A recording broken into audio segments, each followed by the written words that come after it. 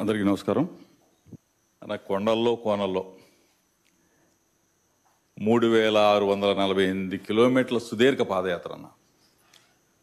ఆ పాదయాత్ర ఈరోజు సుమారుగా 1 కోటి మంది అక్క చెల్లెమలు, అంటే పిల్లా పాపల మొత్తం కూడా 1 కోటి మంది చరిత్రని ఈ రోజున మీరు వాళ్ళకి శాశ్వతంగా చిరునామా కల్పించిన ఒక గొప్ప యజ్ఞం ఈరోజు జగనన్న ఇళ్ల నిర్మాణం.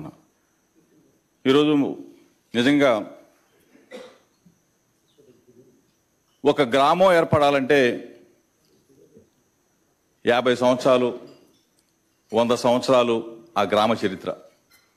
ఈరోజు మన జగనన్న కాలనీల నిర్మాణం 2.5 సంవత్సరాల్లోనే ఒక కాలనీ నిర్మాణం, ఒక గ్రామ నిర్మాణం, ఒక మున్సిపల్ జగనన్న కాలనీ నిర్మాణం. అంటే 100 సంవత్సరాలు జరిగిన గ్రామాలు ఈరోజు మనం నిర్మించిన కాలనీలు, జగనన్న కాలనీలు 2.5 సంవత్సరాల్లోనే 17,000 కాలనీలు నిర్మాణం జరిగింది. అంటే భారతదేశ చరిత్రలో గౌరవ ముఖ్యమంత్రి జగనన్న గారి పేరు చిరస్థాయిగా మిగిలిపోయిందంటే ఎటువంటి అతిశయోక్తి లేదు.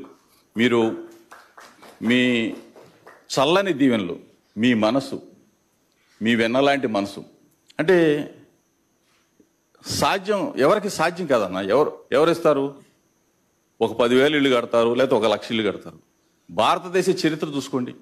భారతదేశ చరిత్రలో ఏ రాష్ట్రంలో అయినా సరే 31 లక్షల మంది అక్క చెల్లెమ్మలకి ఇళ్ల స్థలాలు ఇచ్చి 22 లక్షల ఇళ్ల నిర్మాణాలు శరవేగంగా జరుగుతూ ఇప్పటికే 9 లక్షల ఇళ్ల నిర్మాణం జరిగి అక్క చెల్లెమ్మలు పిల్లా పాపలతో వెళ్ళి జయహో జగనన్న అని చెప్పేసి సంతోషంగా వాళ్ళు ముచ్చట పడుతూ మీ పేరు, మీ అడ్రస్ అంటే గుండెల్లో చిరస్థాయిగా నిలుపుకున్నారంటే మీకు అంటే ఆ దేవుడు మీకు ఇచ్చిన, ఆ మహానీయుడు డాక్టర్ వైఎస్ రాజశేఖర గారు ఇచ్చిన ఒక వరం ఈ రాష్ట్ర ప్రజలకి అని చెప్పేసి మిమ్మల్ని శాశ్వతంగా గుండెల్లో పెట్టుకుంటారు. మీరు ఈ చేసే మహాయజ్ఞానికి, ఈ యజ్ఞం మనం స్టార్ట్ చేసి కూడా 2.5 సంవత్సరాలు అయింది.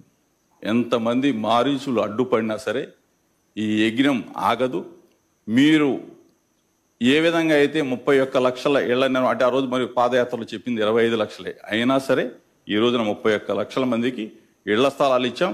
31 లక్షల మందికి ఇళ్ల నిర్మాణాలు శరవేగంగా జరిగి మీ చేతుల మీదుగా అక్క చెల్లెమ్మలు సంతోషంగా 1 కోటి మంది జయహో జగనన్న అని చెప్పేసి నిందించే రోజు అతి తొందరలో ఉందని చెప్పేసి చెప్తూ అక్క చెల్లెమ్మలందరూ కూడా అన్నని మీ గుండెల్లో పెట్టుకొని రేపు రాబోయే పరిస్థితుల్లో ఎంతమంది మారీచులు అడ్డు వచ్చినా, ఎంతమంది దుర్మార్గులు వచ్చినా